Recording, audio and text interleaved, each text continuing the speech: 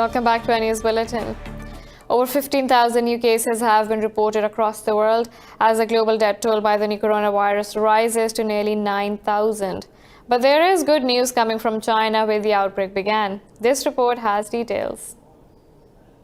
As the world grapples with the severity of the new coronavirus pandemic, China, the place of origin of the fatal disease, has for the first time reported no new local cases over the past 24 hours.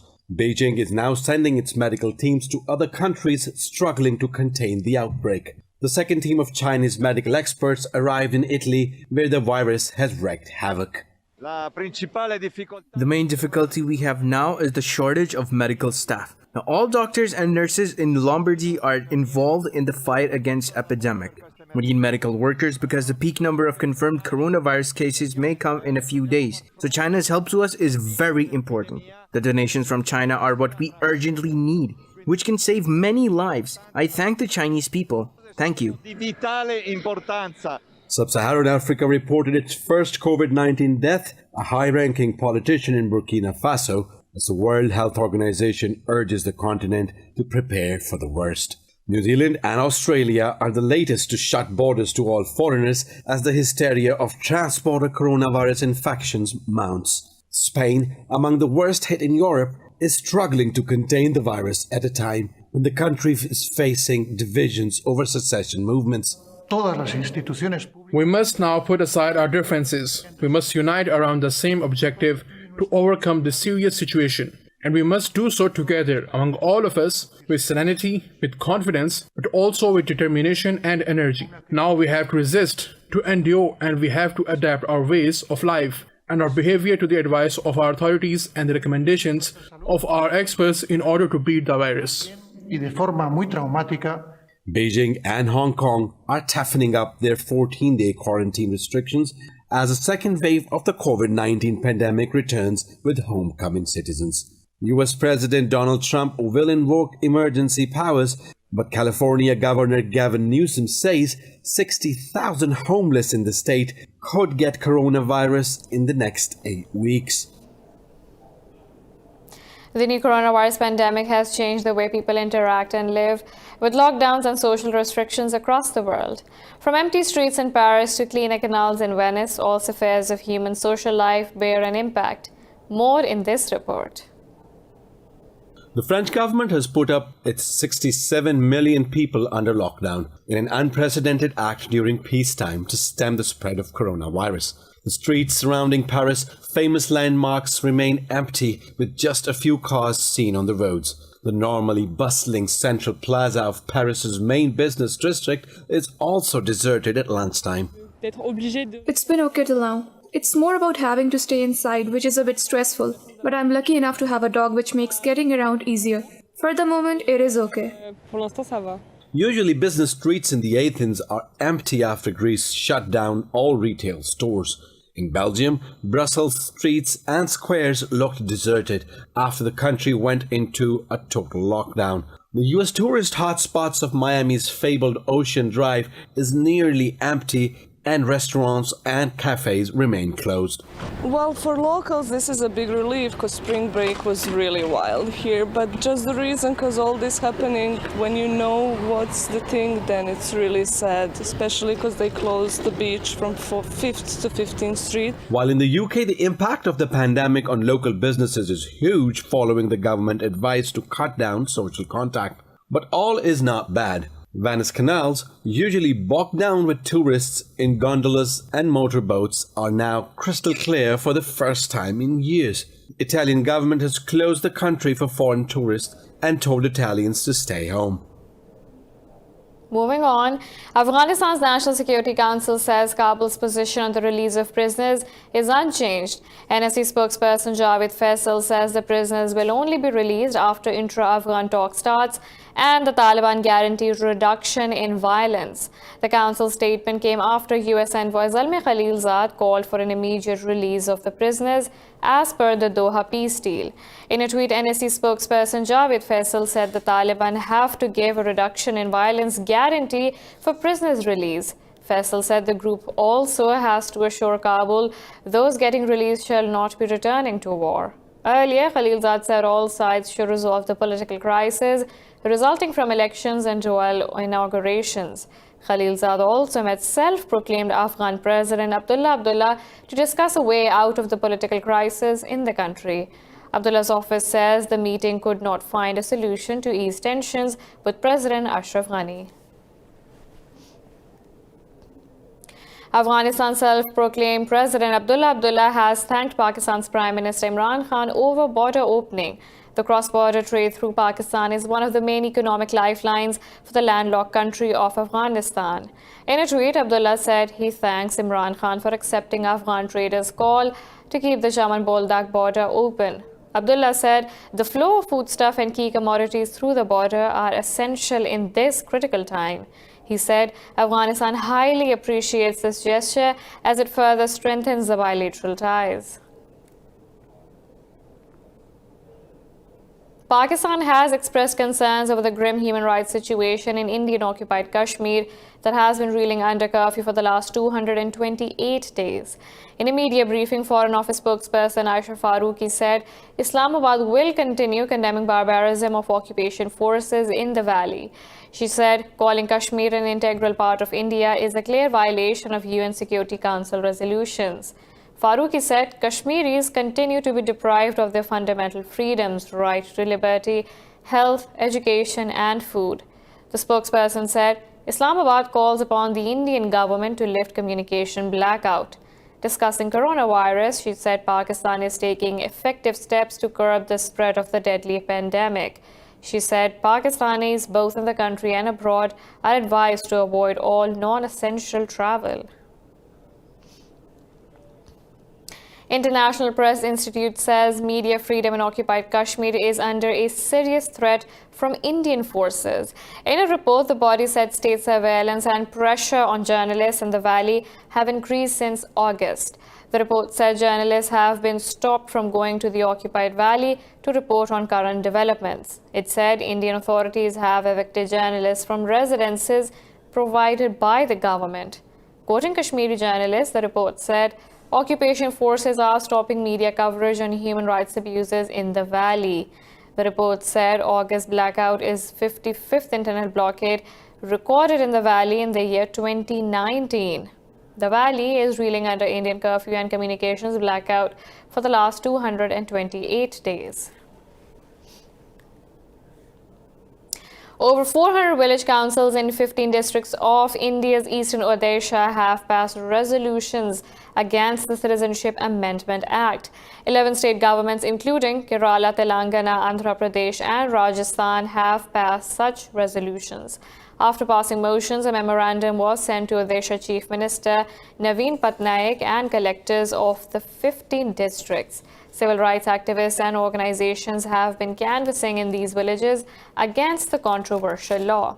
Meanwhile, over 5,000 people took to the streets in Chennai to protest against the Citizenship Act. The protest near Marina Beach demanded its withdrawal and a resolution in the Tamil Nadu Assembly against the act. The Indian government is facing countrywide unrest against the act, in which 83 people have been killed since December. In Libya, 4 people are killed in a fresh wave of attacks by Khalifa Haftar's LNA forces in Tripoli. Haftar's forces launched 2 separate attacks on Anzara and Bab bin Ghashir areas of the capital. Health officials say 2 others were wounded in the raids.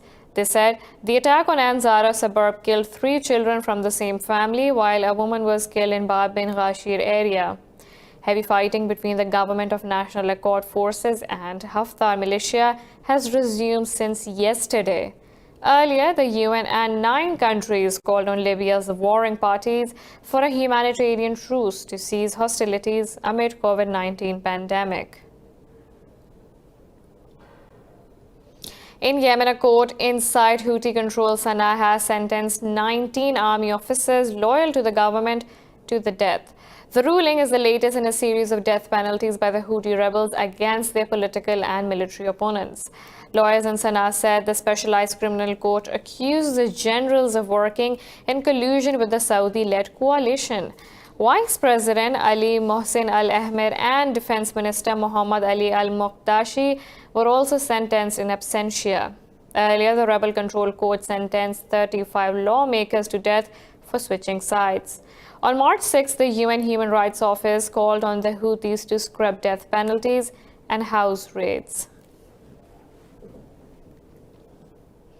The U.S. says it will retaliate to attacks on American forces anywhere in the world. The Pentagon statement followed the recent attacks on U.S. troops and coalition forces in Iraq. In a briefing in Washington, Pentagon spokesperson Jonathan Hoffman says the U.S. retains the right to defend its forces. Hoffman said the U.S. is exploring possibilities on how to retaliate. In Iraq, at least 2 Americans and a British soldier were killed in an attack last week. 3 American troops and several Iraqi forces were wounded on Saturday in another attack near Baghdad. No group has yet claimed responsibility for the attacks. Iran has criticized the U.S. for refusing to lift its sanctions during the country's battle against the COVID-19. The criticism comes as Washington sanctioned individuals for doing business with Iran's petrochemical companies. In a video message, Foreign Minister Javad Zarif said the U.S. is using its draconian policy of maximum pressure against Iran. Zarif said Washington's unlawful punishment is making it virtually impossible for Iran to even buy medicine and medical equipment. He said, a bigger tragedy is that many companies and countries who officially oppose these sanctions are complying with them. Zarif said, Iran is the most intensely sanctioned country in history, not in line with UN decisions, but contrary to them. Israel's President Reuven Rivlin has called his Palestinian counterpart Mahmoud Abbas and sought coordination to counter the coronavirus pandemic. Palestinian state media said President Abbas welcomed the initiative to contain the spread of the virus. This is the first call between the two leaders since U.S. President Donald Trump revealed his Middle East peace plan in late January. The plan recognized Jerusalem as Israel's undivided capital.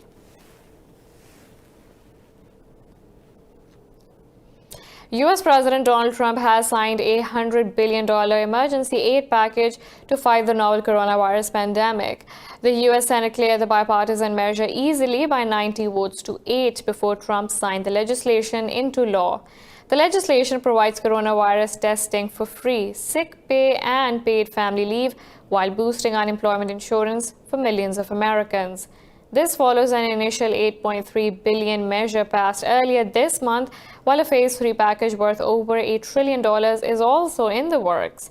U.S. President Donald Trump has also invoked wartime laws while deploying military hospital ships to meet New York City's health care needs. Meanwhile, 2 U.S. Congressmen, Florida's Mario Diaz-Balart and Utah's Ben McAdams, have tested positive for the virus. In Bulgaria, dozens of doctors and nurses have resigned at 2 hospitals in the capital, Sofia, after they were told to treat COVID-19 patients. The medical workers say they have not been supplied with protective gear and equipment to provide proper care. Medics said almost every doctor in Bulgaria is at risk of falling sick, especially the older doctors who fall into the high-risk category. Doctors claim the hospitals do not have necessary sanitation capabilities and equipment to contain an infectious disease. Last week, Bulgaria announced an increase in salaries of all medics involved in treating coronavirus patients by $560 per month. The Iguazu Falls, one of South America's most popular destinations, has been closed amid the new coronavirus pandemic. The authorities say the site will be closed to the public until further notice. The water that flows at the falls is usually recorded at 1.5 million liters per second. The waterfalls of the Iguazu River are on the border of Argentina and Brazil. Iguazu Falls was named as one of the world's new 7 wonders of nature.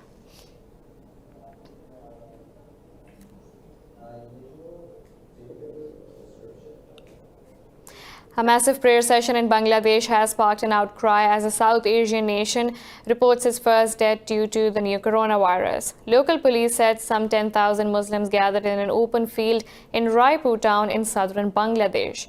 Police said the organizers did not get permission from the authorities to hold this session. The organizers claimed the number of worshippers at the Khatme Shifa prayer was 25,000. The session has faced strong criticism as people say the organizers will be held responsible if anything happens to the citizens. Authorities in Bangladesh have already asked citizens to avoid large gatherings in an effort to halt the spread of the disease. We're taking a short break, but coming up next in the news bulletin is country awakening from COVID-19 coma.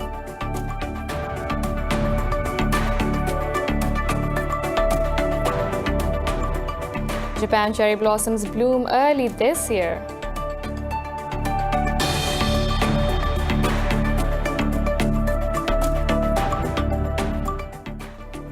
Welcome back. The UN says over 24 million people could become unemployed owing to the fallout of the COVID-19 pandemic.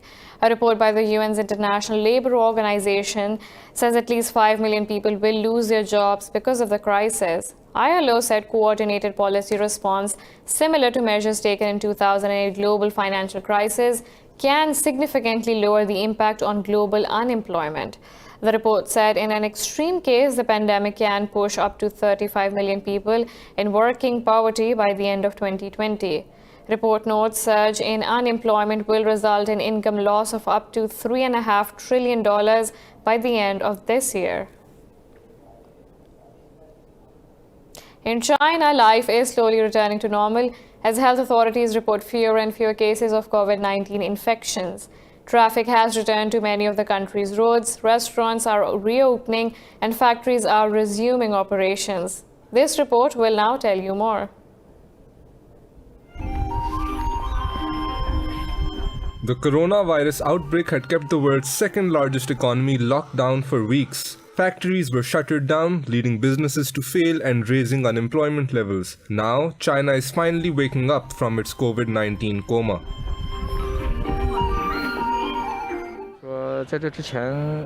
Before, my psychological pressure was pretty high. I was very scared. A sense of fear persists, but now I feel better. For instance, going out shopping is very convenient. Not like the people overseas who are engaged in panic buying. In China, I don't have such a kind of pressure, and psychologically, I feel much released. Most of the country is now slowly lifting restrictions and people are returning to work. We sat so far away, I sent photos of us to share with our friends. We understand it. It's all about safety. Nothing really changes except that now we need to talk loudly. It is necessary for our health. Cafes and some tourist sites have also reopened. Residents of Beijing are returning to parks, eager to resume their Tai Chi routines.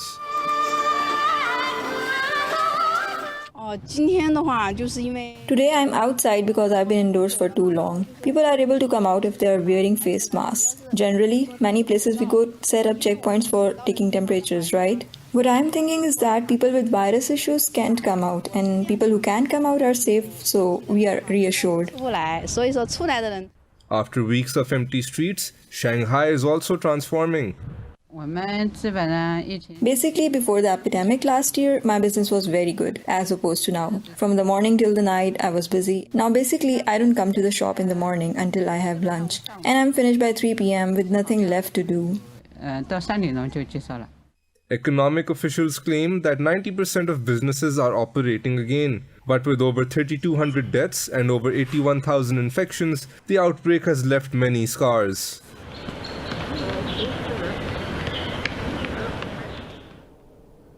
Japan's iconic cherry blossom season has just begun in Tokyo, but this year streets and parks are empty with people avoiding viewing parties and the danger from the coronavirus. People have had to find another way to enjoy the cherry blossom this year, as we see in this report. This year, summer has come early to Japan. The meteorological agency marked the beginnings of Tokyo's cherry blossom season 12 days earlier than average because of rising temperatures. Every year, Viewing parties called hanami, where people gather for a picnic beneath the blossoms, attract millions of visitors. With coronavirus transmission still a legitimate health concern, health officials have discouraged public gatherings. It means cherry blossom parties in parks are going to be much smaller, or perhaps even non-existent. There's nothing we can do. I think people are worried. It's unfortunate. The country's traditional cherry blossom festivals have been cancelled, and ropes set up beneath the trees to cordon them off. But parks remain open for people taking walks. And a Japanese website has posted more than 50 videos showing 360-degree views of cherry blossoms in full bloom at Japan's most popular sakura spots.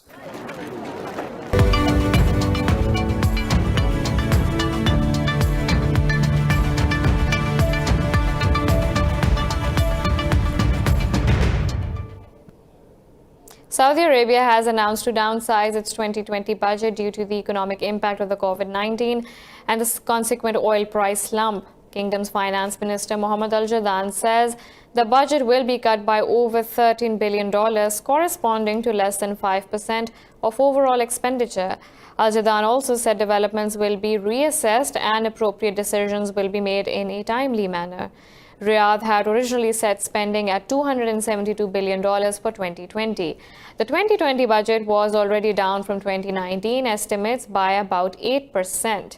Earlier this week, the kingdom announced its oil exports are set to increase over 10 million barrels per day as it plans to use more gas for domestic power generation. The UK's pound has fallen to its lowest level against the dollar since 1985 as the spread of the coronavirus pandemic spooks investors. The pound is currently trading at $1.15, a fall of almost 5% in 24 hours, past the level hit during the October 2016 flash crash. Sterling has come under fierce selling pressure since hitting a two-month high above $1.31 last week. The sell-off accelerated as traders dumped positions across the board in a mad scramble to get their hands on dollars. Against the euro, the pound fell about 3.5% to just over 94 pence per euro, its lowest level since March 2009. The dollar index advanced to 100, its highest level since April 2017. European stock markets are trading higher after the European Central Bank launched a massive bond buying program designed to help the region's economy. Investors are buying back underpriced stocks as fresh hopes induce fresh rally. CAC 40 in Paris is trading over 3% higher after French insurer CNP assurances stocks gained 24%. Frankfurt DAX has gained over 1%. London's FTSE 100 is trading about 0.5% higher after Cineworld stocks jumped over 35% higher in early trade. In Asia, Seoul's Kospi led the losses, closing over 8% lower, witnessing a brief market halt after early crash. Nikkei 225 and Shanghai Composite lost ground. Indian stock markets witnessed a bloodbath, plummeting over 7%, hitting a 4-year low. Meanwhile, international benchmark Brent crude oil price has gained over 8.5% after plunging to a historic low.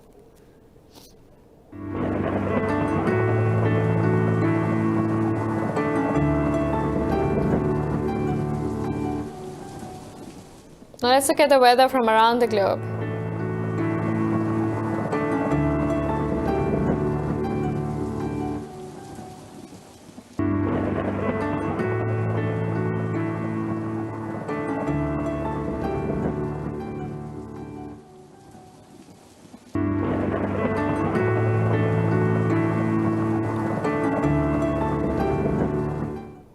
This is all for now. For the latest updates, you can follow us on social media at indus.news.